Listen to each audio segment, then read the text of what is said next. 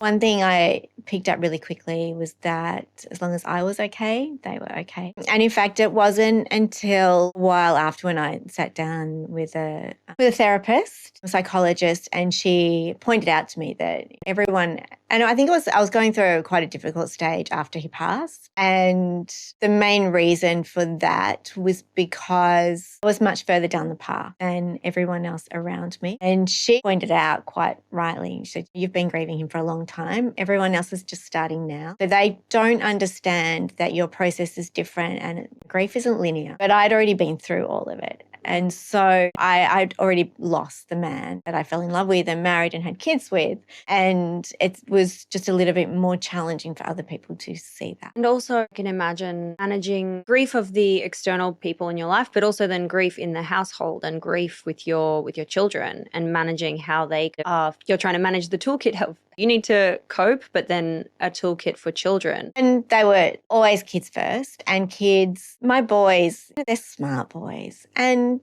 kids know what's going on. They love their dad, but they also could see that things weren't necessarily right. And one thing I picked up really quickly was that as long as I was okay, they were okay. You're grieving the life you thought you were going to have. The grief you're going through can be much more to do with grieving the life you had envisaged, because that's what's disappeared. And you've got to really reassess everything that's going on.